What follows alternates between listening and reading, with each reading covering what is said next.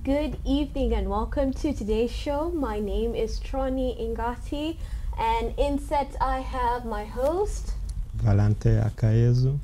And you are watching Law and Loyalties. Law and Loyalties is a show that celebrates and talks about human rights issues as well as addresses the state of the matter of a country. Today on Law and Loyalties, we shall be discussing Uganda, the state and the status. If you are wondering to yourself where we can place Uganda today and what or where is she in her development, who she has an allegiance to, and you probably are asking yourself, are the citizens of Uganda informed? If that is you, then you are tuned into the right show. In our show today, we have a man who is very passionate about Uganda. His name is Moses Atocon. Welcome to the show, Moses. Thank you, Trony. Yeah. And if you are on the social media platforms, please engage with us. We can be found at Ayola TV on Instagram, Facebook, as well as YouTube. We also have our numbers floating on your screen, so feel free to pick up your phone and contact us in case you have a pressing question on what we're going to be discussing today. But on to today's topic. Let's start with you, Moses. Who are you? What do you do? And why are you on the show today? First of all, it's an honor. I would like to thank Ayola TV for hosting me here. And also, I greet all those who are viewing us, friends and foes and alike who are following this program. Thank you so much, and to my friend and comrade, Valentin. Well, you've introduced my name. Moses, in my language, they call me Atocon, but because I'm it's much English. more internationalized to make it easier, I call it Atocon as it is. I'm a Ugandan. Very passionate about the topics that you have outlined. I come from Uganda, a country that it's in a very sarcastic way we say we are gifted by nature but cursed by leadership. We have a very very kind of negative political history that we are very much famous of in the region. On if we are not fighting amongst ourselves, we are spreading the wars in our neighborhoods or stuff like that. So this has actually bedeviled us for a long time. My upbringing, or where my place of birth, is precisely north of Uganda. Lira is my hometown. Though I've stayed in many towns, mostly in Kampala, the capital city. I've gone to school in other towns. Uganda has kind of changed now. It's not the Uganda that I know. It's been fragmented to very many districts and units and so forth. I now live here in the Netherlands, but prior to the Netherlands, I've also lived in the UK. So I've kind of traveled a bit. And my passion, of course, is from my violent background. I would like to see people live in peace. My country at least changes its image from that negative to something positive. We can transform ourselves, that we become the beacon of hope in the region. So it will take a kind of generation of mine who are brought up in that situation, in turmoil, to look at or shape the country the way we want. Yeah, that's briefly about me. Other things About my background, We'll I pick tend up to, as we go yeah, I tend not to- along. You have mentioned your background of a violent, your violent background. Could you shed a little bit of light on that? Well, What would you mean by that? I mean violence in form of like civil strife and war that define families and children. Families are torn apart. I, for myself, for my earlier part of education in primary one, twice I was completely separated from my family for a long time. That there was no contact.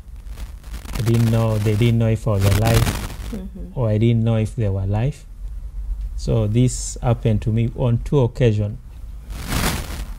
So this is a kind of violence that I am kind of talking about. I've got that background, and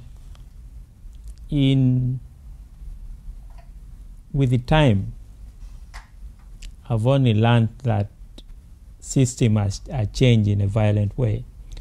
There's no peaceful handover or transfer of power. It has never occurred in my country, Uganda. There's never been a peaceful transfer of regime. So this is why I say that we have a very violent history background, and people of my generation have grown up knowing this, living it, experiencing it, and participating in it. There are moments in my life that all my contemporaries were either on the opposite sides of war. Some picking up arms to resist a regime. I didn't. I was just a victim. I was not an actor. And I thought to myself, like, every moment of my growing up was like, I thought to myself, like, how can we change this history of ours? Yeah. Maybe on that question, I can, on that observation of yours, maybe I can ask you a question basing on the speech Museveni has made yesterday in Khartoum, in Sudan. He was attending the ceremony of peace signing, agreement signing between parties in the war in South Sudan. And Museveni made a speech and he talked about just war. So he was challenging the 2 parties in war in South Sudan, government and his opponent, whether what they were fighting for was a just war. And he said the problem Africa has is a problem of political opportunism. So having your experience, background from a conflict, a war, torn war society. So how do you link the speech Museveni has made today? What is just war? Uganda has been many years in war. That war was just, was so important. There was a change. When you look at the politics from the independence time up to today, so all this conflict, not only inside Uganda, even outside. Uganda is in DRC. Uganda is now on peacekeeping mission in Somalia and other countries. So how do you understand this notion of Museveni? What just war? And political opportunism, of course, because that was another problem he was mentioning. Well, thanks for that question, Valentin. One thing, you obviously know my views against Museveni. And one thing I will not do, I don't actually promote is that Museveni should be a standard of talking of war, or someone who can guarantee peace in any part of the world or wherever it is. Because most of the time, we who know Museveni, actually, opposing Museveni has made us become students of this Museveni. It's like, I'm one of those that I can write a thesis about Museveni alone. Because from the time I was young to now, I'm getting old, I've been all a critic of Museveni. So, most times, like I said, we will know Museveni is like, what he actually talks, he really contradicts himself. Most of his speeches reflect on who he is. If you talk of political opportunism, is one and major one. All right? Just war. The most brutal war in Uganda was started by Museveni. Museveni, as far as in the 60s when he was a young student, he has been involved in all sorts of shenanigans, machinations, either leading a violent student, riot at a secondary school. Museveni has been at the center of that.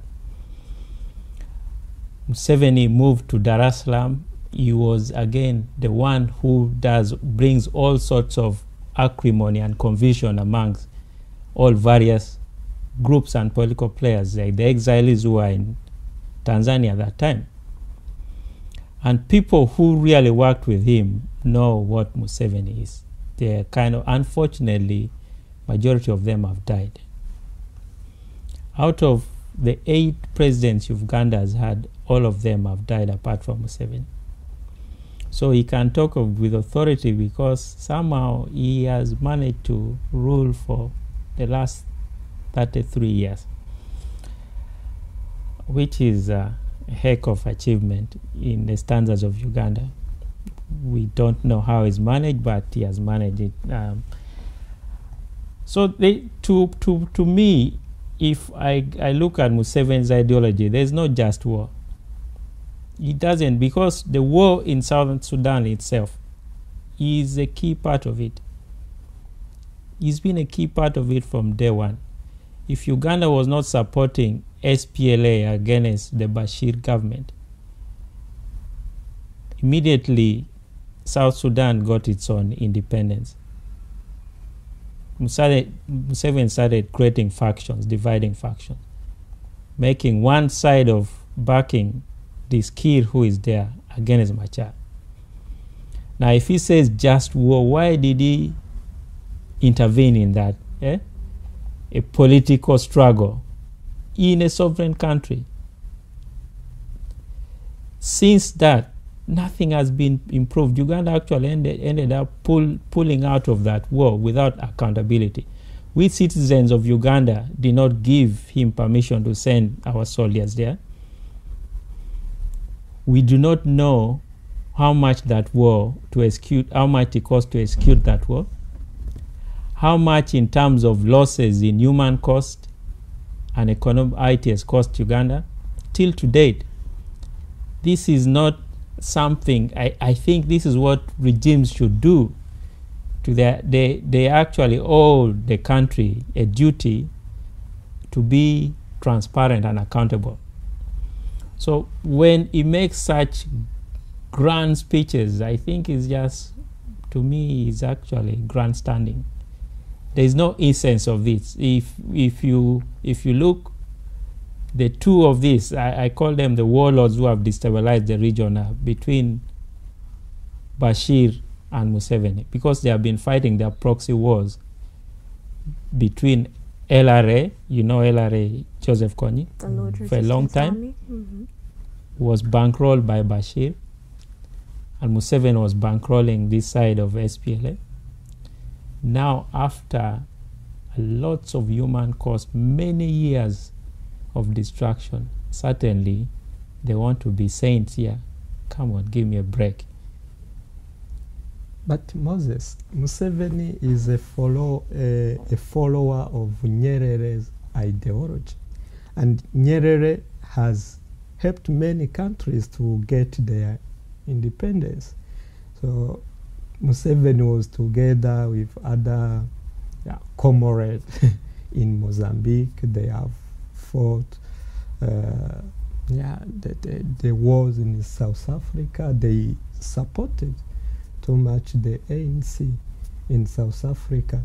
So this ideology of getting the Africa liberated, Museveni participated too much.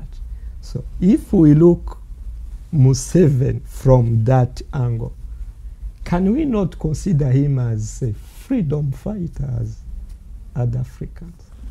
Moses, before you answer that question, let's go on to a short break.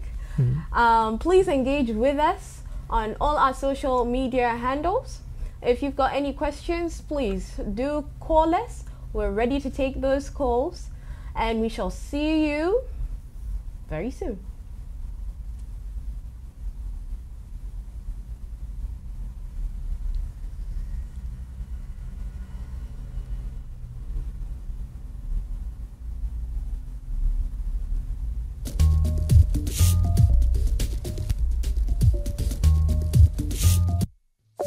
For sponsorship and inquiries,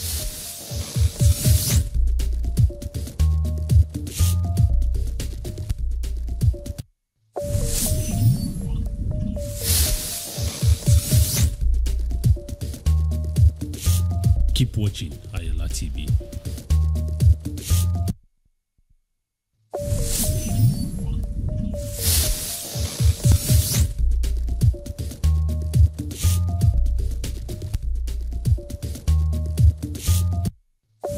For sponsorship and inquiries,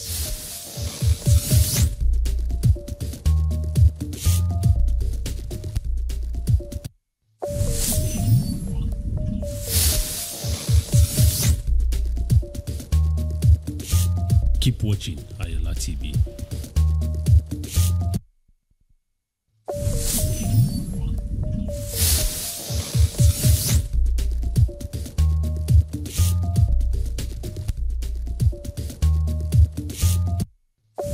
For sponsorship and inquiries,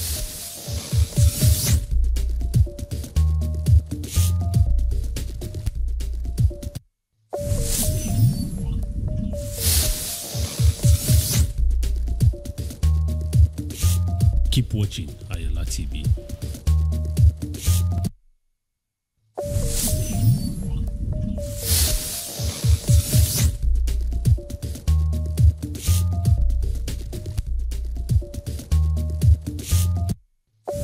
For sponsorship and inquiries,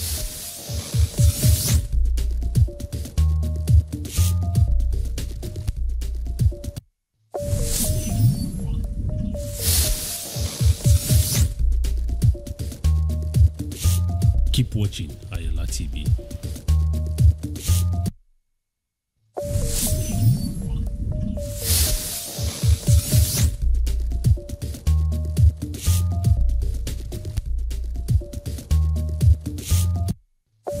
For sponsorship and inquiries,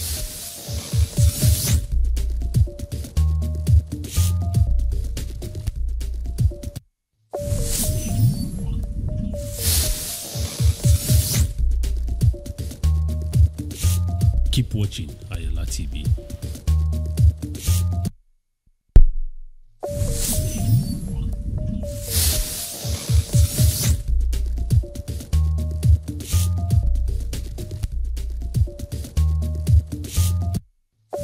For sponsorship and inquiries,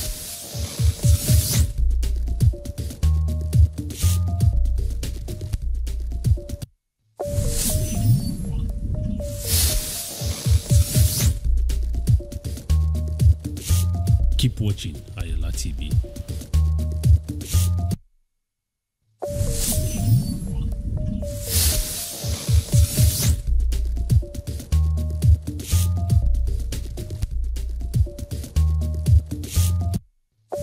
For sponsorship and inquiries,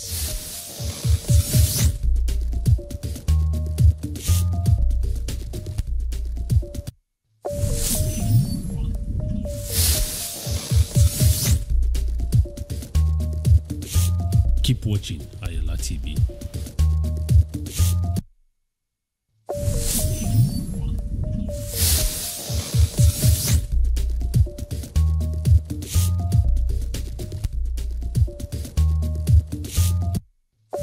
For sponsorship and inquiries,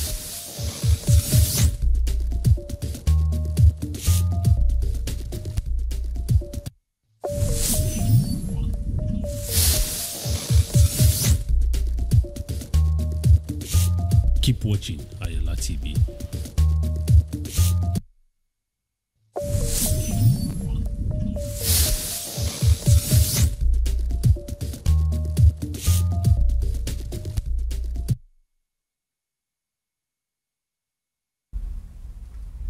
Good evening, and if you're joining us from wherever you're watching from, you are on Ayola TV. My name is Trony Ingati with my co-host Valentin Akayezu. and our guest for today is Moses Atocon.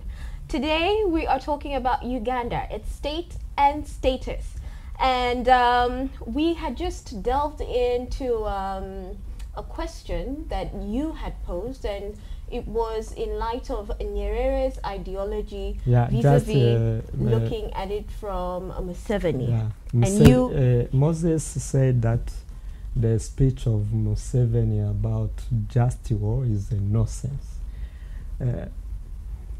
The question was just to ask Moses how he's seeing Museveni from this ideology of Nyerere, because Museveni is also a follower of this ideology, the Nyerere's ideology, to have people who are fighting for the independence of Africa, the real Africa, independent Africa.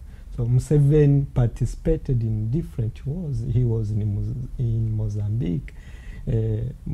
They also supported the ANC in South Africa. Even the Rwandan war, the RPF war, was also is called also a war of liberation, and Museveni hand is also there.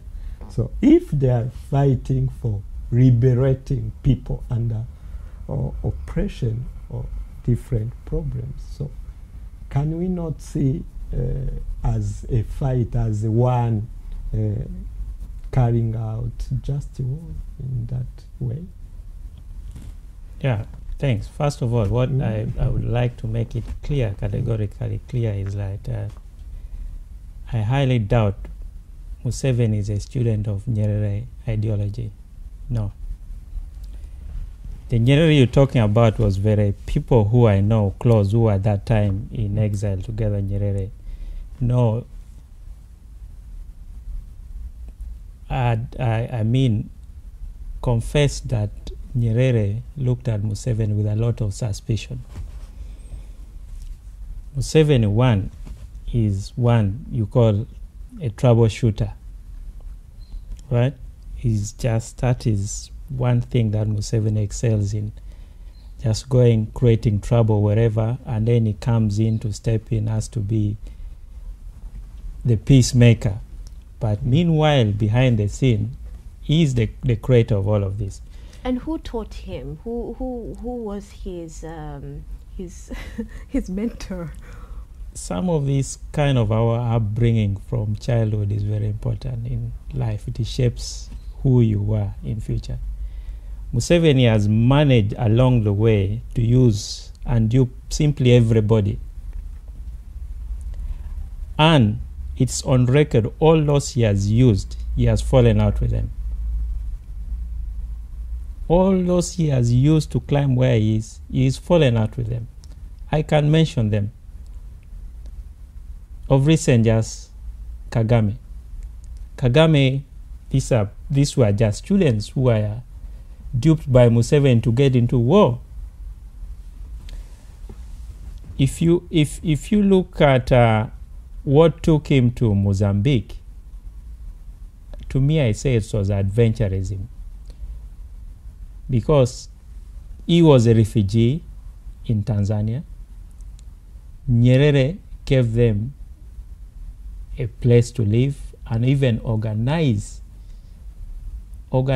politically or militarily to come back home at what point of. So what took him to liberate Zimbabwe when Uganda was still under occupation? That's the question we must ask. And he was still a student too. All right? Apart from that, actually when you say opportunism, Museveni is the real the definition of opportunist. The real opportunists who like to take all the successes, he allocates all the successes on himself, but all those who have been besides him are nobody. It doesn't kind of spread all of this around that everyone contributed. He's written 2 books. He's written one book called The Mustard Seed. And if you read the first version from the other, and he's correcting his lies from the first one to the second edition. And there are a few people, critics of the book, who have questioned the truth in this book, because he has omitted factual things so that he is the kingpin of this. So when you talk of that he's a liberator, I might ask, where is foreign aggression liberation? And there's nowhere that Museveni has acknowledged that he helped RPF get into power, because he knows the consequence. It took a while for them to admit that the Ugandan army was in Congo.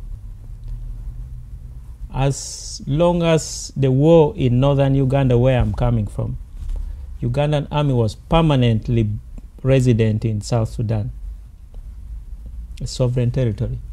That was Sudan then. All right?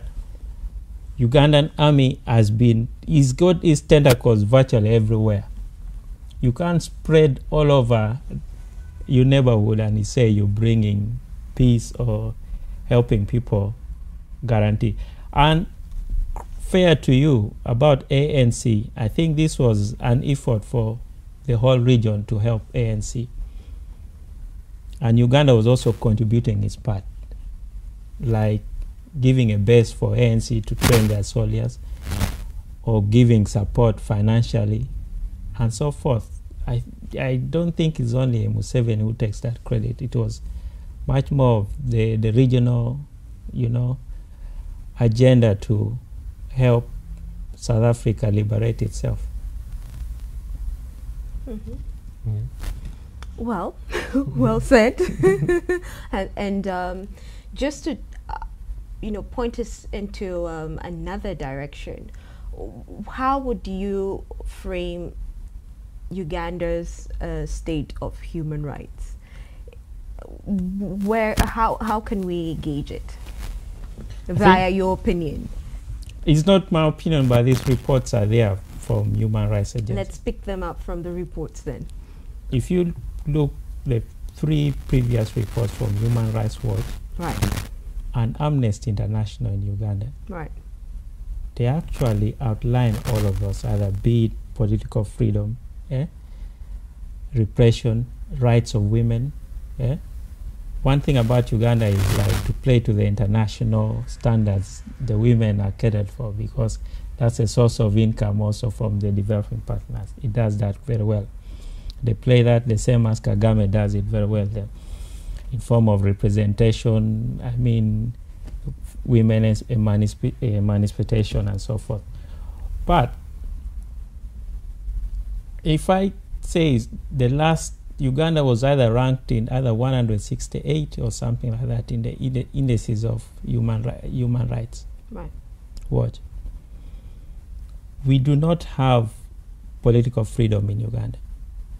Uganda has enacted very much, let's say, draconian laws just to suppress. It goes back to the time of, Stalin, that they used the law to control the society. Everything is legal, but is it a good law? All right? In Uganda, the law we have is a Public Order Management Act. that for us to sit here, three of us, and talk things of national issue, it's criminal. All right? We can be arrested for that. The police, I should seek permission from police for a gathering, even at my home, to talk about issues. It can be even a wedding. It can be even an introduction, a local gathering, depending on who. So there's selective application of the law. If you are not a supporter of the regime, the law is going to come hard on you. So not only that, the laws on one side, the legal instruments, and then what you watch day in and day out, the brutality of the police, the brutality of the security. Less than a year ago, they invaded a palace of the king in Uganda and murdered an uncountable number of people, and there's no report that has ever come up. Over 178 people in Kasese were butchered. Mothers, children, people with defending themselves with bow and arrows, and you decide just to mow them down. These are your citizens. All right? But do the citizens ask for answers? Of course, citizens have been conditioned to this permanent state of fear because of the brutality. No one wants to be at the receiving end of brutality if they see it daily on their national TV. Now, I know Uganda has gone through very difficult moments in history. And would it be right to say that perhaps because of all the civil war that they've gone through, they've kind of learned to be reserved to a certain degree? Or that would be a wrong statement? Right. Yeah. On some part is right. On the other end, I also kind of disagree, because Ugandans have never stopped resisting, although the world doesn't know. Insecurity in my country is at its peak now, and nobody knows which element of the society are causing that. Even the government itself, that prides itself on bringing peace and security in the country, have no clue or solution to this. Up to date, something like over 26 women have been kidnapped and murdered in the capital of Kampala. There are times when people would walk peacefully, long nights in Kampala, they are very much afraid of now. This also goes into country unexplained murders of peasants. This also goes in. So who are creating or causing this? That's the question we should ask ourselves. We should interrogate ourselves. Because even if there's been a generational change, the population, the demographics of Uganda has changed, that people which is phasing out, the generation that believed in fighting to the latest one. But however, I might say that what has conditioned them is just fear. It's just fear, it's nothing else. It's not that Ugandans have become reserved, because if anything sparks, Uganda could be in total anarchy. These reserved people would cause a lot of problem in that country. It's just that spark that you don't see. But otherwise, Ugandans are sitting and watching and hungry, and it's like a pressure cooker. This kind of hunger is building, and it's bound to implode one day. We do not know the direction it will take. Valentin. Yeah. Moses, jump in. let's say Uganda in region. When we compare with other neighbors, Rwanda, Tanzania, and Kenya, and Sudan, Uganda maybe is in a very advanced position in terms of human rights. Ugandan people may, on one way, experience a free society. They speak, they go to street to demonstrate.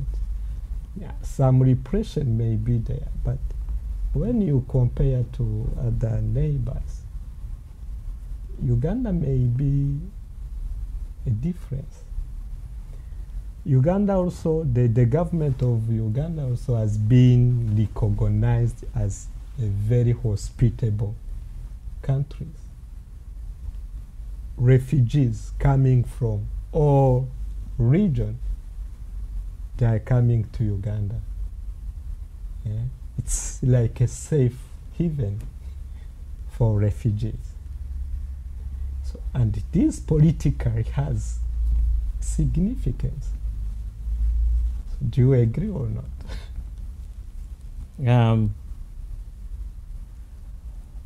What I would say in response to your question, one thing,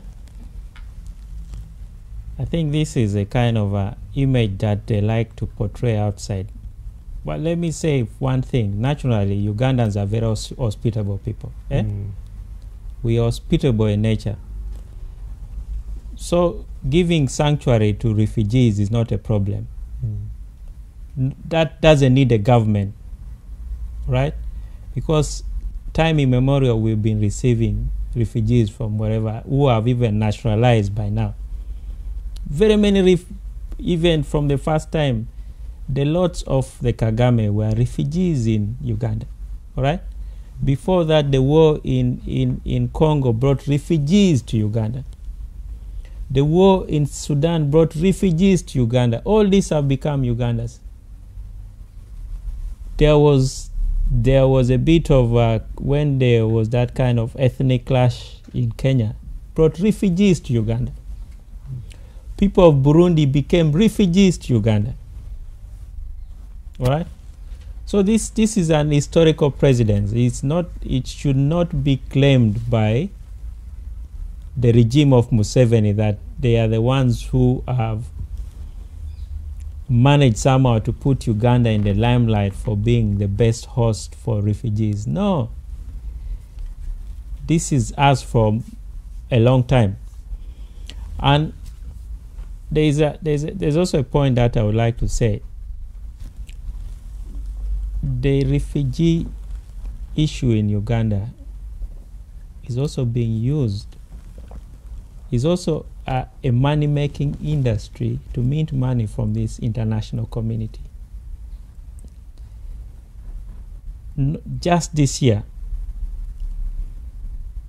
the United Nations, through UNHCR, suspended their cooperation with the government of Uganda because of inflating figures of refugees. Do you know why they do that? They inflate the numbers. This is how corruption works. They receive more donor funds and they keep the others for their own business. So if they say there are 3 million refugees, they say there are about 3.7 million refugees now. If you took a census of that, you'll be shocked. You'll be shocked how many numbers of refugees are there. And now they have turned this into an instrument to woo the Western country. Corruption in this refugee kind of sector is endemic. It's free. Uganda held a conference to raise money for refugees because there was an influx of refugees from South Sudan. But of course, because the Western countries do not want these refugees to end up in their shores, they would diligently support. It's somebody's helping them solve their own problem. And that is a leader like Museveni. But behind the scene, Museveni is using it for his other hidden motives. Irrespective of Museveni regime also, Ugandans will never stop receiving people who are in trouble in any country. Never. So It's our spirit. If I understand you well, you are also blaming the West. Yes. In the West, in the local, how they cope, how they collaborate with the local politics in Uganda. Yeah, But I don't know whether how Uganda is being seen internationally. There are those problems, corruption. Elsewhere in Africa, the problem is the same.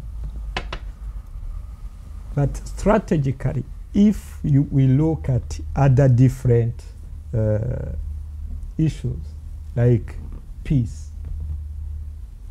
Peace is a problem in the East African region. And peace can be made without Uganda, without Museveni. So I don't know where you place the role or the importance of Ugandan government in this local politics within the East Africa region. The international way of dealing with Ugandan politics and their position in the regions. So you mean, if I get you right, you're trying to see how this the geopolitics matches with the local politics of Uganda. Exactly. What's the worldview like? The worldview of Uganda in the region as a stabilizer, that's what they call Uganda. That is a regional stabilizer. Yeah. Security stabilizer, which I think is utterly wrong, is misplaced. Because if you look at all the wars in the region, who created them, the footprints of the same Museveni is there. The footprints of the same Museveni, you just mention anywhere in the neighborhood where there's war. But they are not in Burundi. And look backwards. How sure are you that they are not in Burundi? Did Museveni government admit that they were in Rwanda? How long did it take for them to admit that they are in Congo? So you are never sure that any kind of chaos within some instability in the region has his invisible hand somewhere there. But I fail to understand one thing. How has he developed or managed to coin his invisibility, his hand upon where to put it in, where to take it out, his magic tricks, if you might like to call it? How has he managed to stay afloat without being brought to book? He's a very deceptive man, that is one thing. And as I earlier hinted, this is like, it changes color. Or does he know more than the current leaders that are there? That he can always play out and bring out a card that takes them down? He's a student of history, let me say so. And he studied it very well. Those who know Museveni as a dictator is a blend of all dictators in the world. Wow. Yeah, there's a bit of Stalinism in Museveni, Leninism, Mobutuism, Aminism, all of those is in Museveni. And these very strong... He has picked all the traits within all of this and knows how to shuffle his cards very well. Mm-hmm. So, the colonial masters use divide and rule. Museveni is very good at that. But what does he stand to gain? He's doing all this. You see, he stands. But what does he stand to gain? Sooner or later, his cards will call, his time will lapse. What does he stand to gain? Because is he teaching someone else these magic tricks, or are they going to end with him? And after him, we shall see a better Uganda. Ironically, never teaches. This man is so power hungry that they once said that even his son, he will never hand the power to him as long as he's alive. Museveni boasts that he's never been ruled by any president in Uganda. But Moses, can you see Museveni in the shoes of other dictators like Mobutu in former Zaire? Mobutu, his power was not shared. In Uganda, the power is shared. They have political position, MPs. They have ministers. The civil society is working. What character of the dictatorship?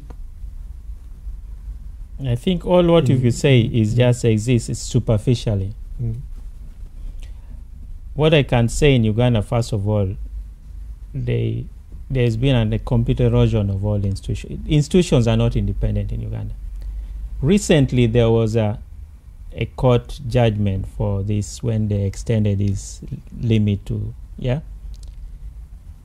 the judges read their verdict, long sentences and very rich English and so forth. But I still favored him, but he still came up to criticize the judges. Which means he doesn't control them. No, it's not so. Even the decision reached by the judge, it is done in consultation with him. There is no independence of any institution. We have the parliament, which he controls. He controls the ruling party. Have this what they call a caucus. All decisions are made from there and passed. This is what they call the tyranny of numbers. They use that. And everything must be according to the emperor. Does the emperor like this law? The emperor initiates laws, and the other ones just work to implement. It doesn't matter at whatever cost that law comes. So what's the hope for Uganda? What next?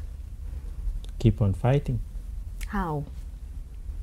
Like what I do, resisting. Can it be of words without going to the street?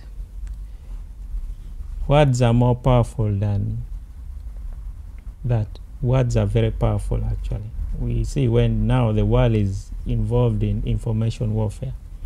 Yeah. It is believed the Russian with about 700 euros or wherever $1,000 manipulated elections in USA.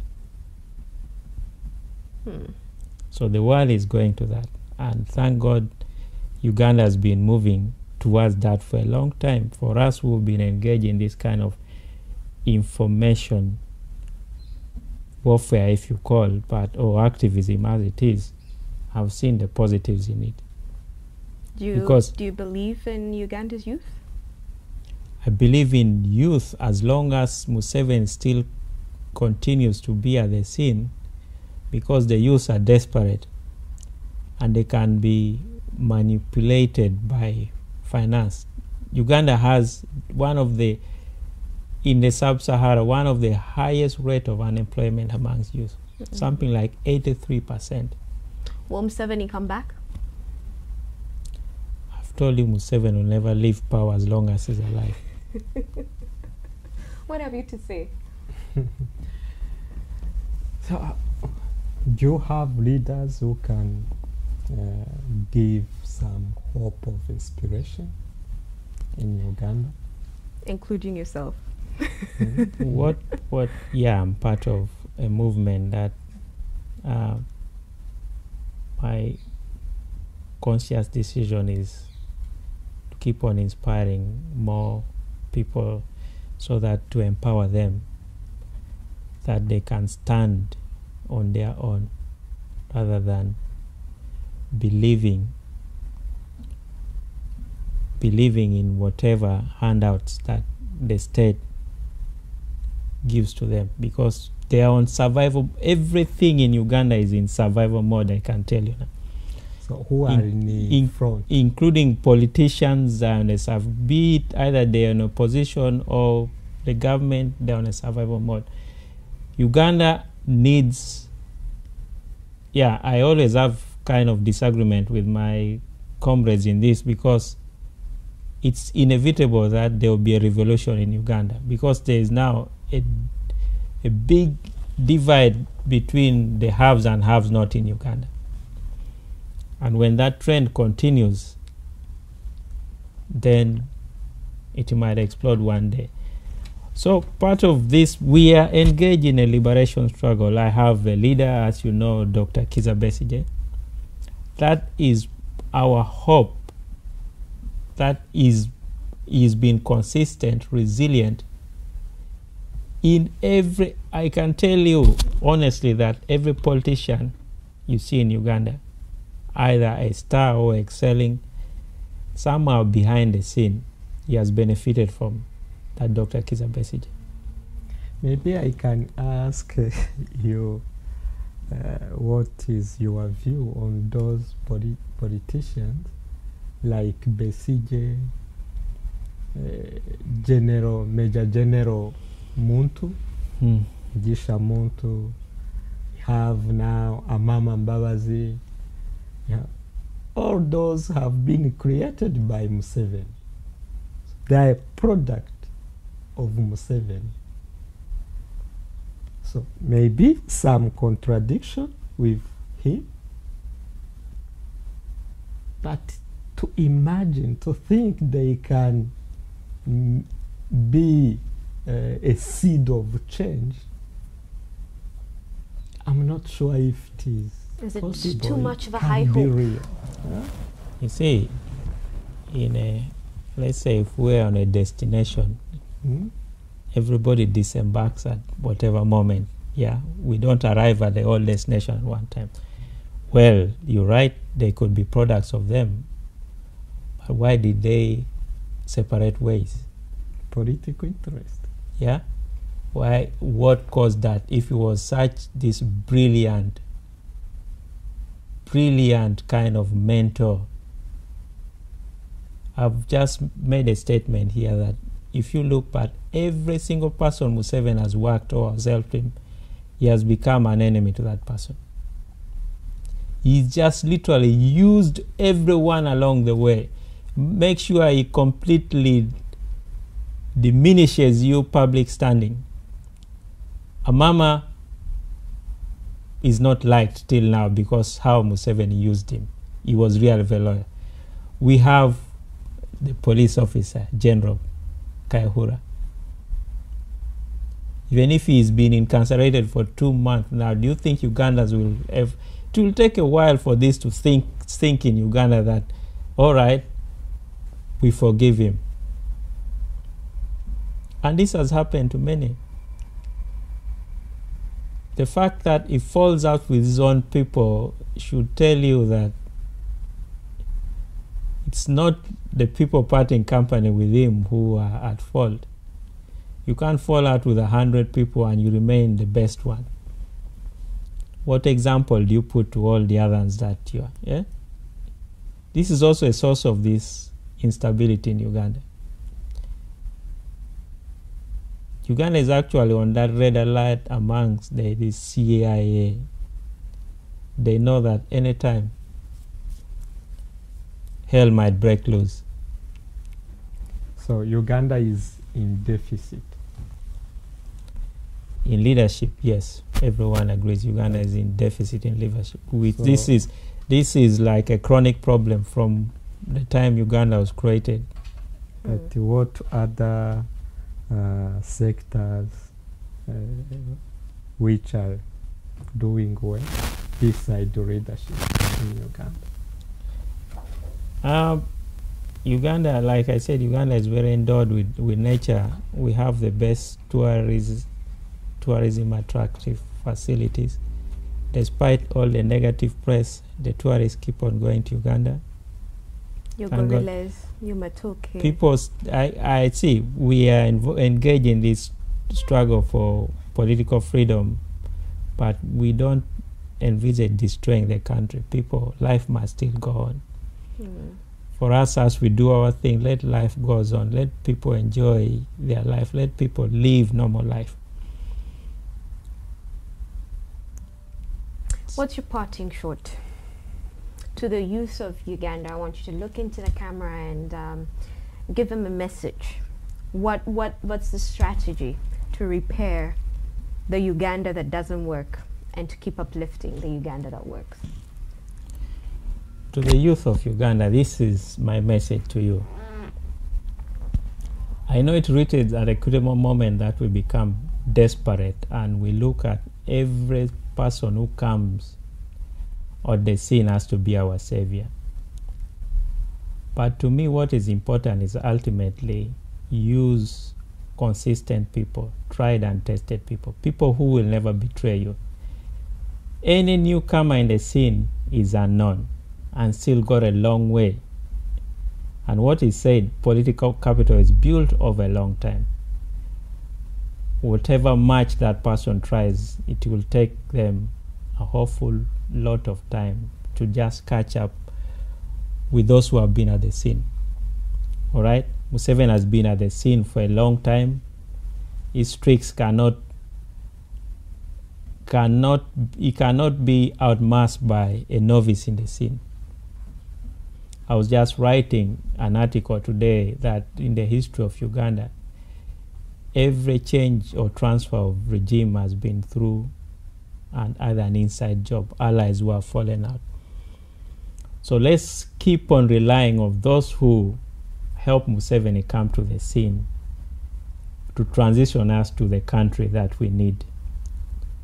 On ourselves alone, we are so much inexperienced in this. We should not destroy, however slow as it is. Gandhi, the fruits of what Gandhi did in India took long to materialize, or even Martin Luther King, or even Mandela. So these charismatic leaders is who we need to keep on inspiring us and recruiting more masses into this struggle. That's what I say. Moses Atocon, thank you so much for coming into our show. Pleasure. It's been a pleasure. And thank you so much for your very tough questions. Yes, my viewers, you're watching Law and Loyalties with me, Trony, Ingati. And Valentin, Akayezu. We are signing off, but please do like us and subscribe on YouTube. At the same time, do follow us on all our Twitter, Instagram, and Facebook handles. And join us next time for more on Law and Loyalties. Goodbye.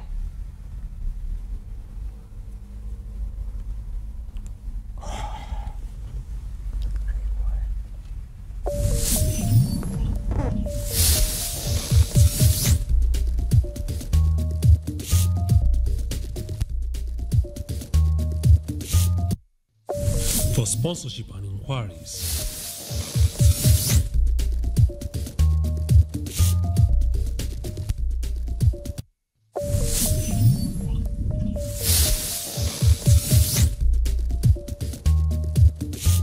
keep watching Ayola TV.